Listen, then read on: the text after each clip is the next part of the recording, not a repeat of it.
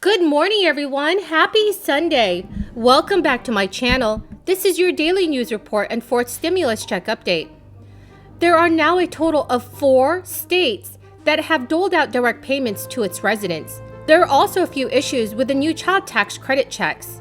Next Friday, I will be giving away Walmart gift cards.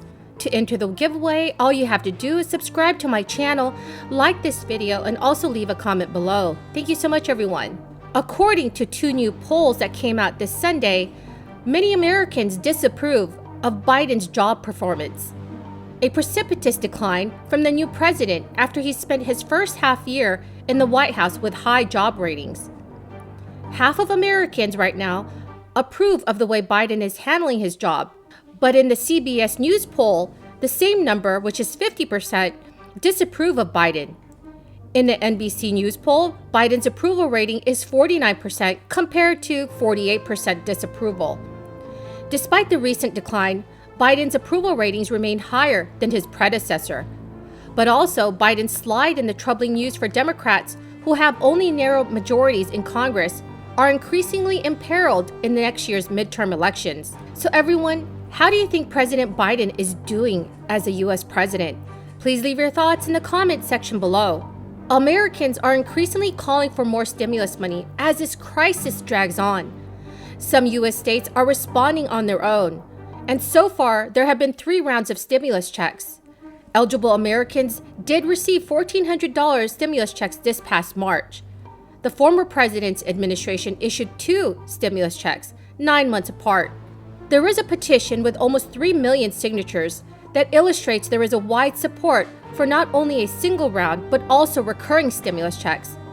There are also 4 U.S. states that are offering direct payments to their residents, which is an attempt to meet demand for extra support. Our solution was the American Rescue Plan, which the president signed back in March. It was designed to provide enough relief for Americans to make it to the other side of the pandemic with the foundations of their lives intact, providing nutrition for hungry families, rental assistance for those at risk of eviction, and a lifeline for businesses on the brink. We knew it would be a long road back to recovery. That's why the legislation provided lasting support rather than just a few months of relief. We knew this would not be a 100-day battle. And today's jobs report underscores the long-haul climb back to recovery. But let me be clear, the 266,000 jobs added in April represent continued progress. We've added an average of over 500,000 jobs during the past 3 months. And we saw promising growth of 331,000 jobs in leisure and hospitality, which includes the restaurants and bars that have been so badly battered by this pandemic. We should also be encouraged by the ongoing expansion of the labor force. It's a promising sign of our economy winning out over the pandemic. Last month, the labor market expanded as more people reported they are looking for work. Hours are increasing, and the share of workers forced into part-time jobs is declining. Indeed, we've made remarkable progress. After all, 1 year ago, we learned we'd lost over 20 million jobs in 1 single month. I believe we will reach full employment next year. But today's numbers also show that we're not yet finished. As our economy continues to heal, it's important to consider ways in which we can build back better. And one of those ways is removing barriers to higher labor market participation. Even though we're seeing sustained job growth now, more jobs ultimately will require. Last month, California Governor Gavin Newsom signed a $100 billion recovery package that will enable direct payments to go out to millions of California residents.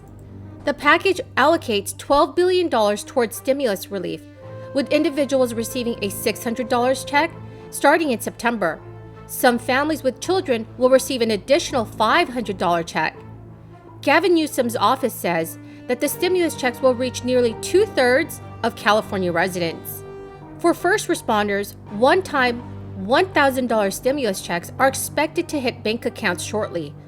Nearly 200,000 first responders are qualified to receive the payment. Teachers and educators can also expect to receive stimulus checks in the amount of $1,000. According to the New Mexico Human Services Department, thousands of low-income individuals should expect to receive a one-time check of up to $750. This initiative is part of a $5 million state program that provides financial assistance to low-income households in New Mexico. So individuals with the lowest income will receive the checks first. Full-time teachers are eligible for a $1,000 check after the Tennessee legislature passed a bill in June. Part-time teachers are eligible to receive a $500 check. The direct payments are expected to roll over the course of 2021. One of President Biden's main relief priority right now is the Child Tax Credit Program. The issue is not that everyone has children. There are millions of people that are on SSI, SSDI, RRB, and VA beneficiaries that are not receiving any additional financial assistance. That is why I strongly believe a $200 monthly raise for Social Security beneficiaries should be passed immediately. So what are your thoughts on this, everyone? Please leave them in the comments section below. The first payment from the Enhanced Child Tax Credit for the 2021 fiscal year is already having a significant impact on millions of American households. The payments began on July 15th, and now the second of 6 installments should be in the bank accounts of recipients. Data from a survey of parents showed that the money provided peace of mind for a majority of families and made a huge difference for just over half. The vast majority want to see the payments continue beyond the end of 2021 when they are due to expire.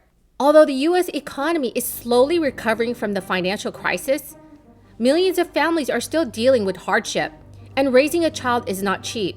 A survey conducted found that 50% of parents said that the July payment made a huge difference to their family's economic security. Another 40% found the payments extremely helpful. Financial anxiety among those who took part in the survey was reduced for 56% with the vast majority. 79% had used the funds immediately, and over 48% of the respondents put the funds towards purchasing food, with 11% buying more nutritional food for their children. So everyone, what do you think about the Enhanced Child Tax Credit, and should it be extended to the year 2025? Please leave your thoughts in the comments section below. So that's the end of the video for this morning, everyone. I greatly appreciate every single one of you joining me here today, and I hope you found some of this information helpful. This Friday, I will be giving away Walmart gift cards. To enter my giveaway, all you have to do is subscribe to my channel, leave a comment below, and also like this video. Thank you so much, everyone, and have a very blessed Sunday.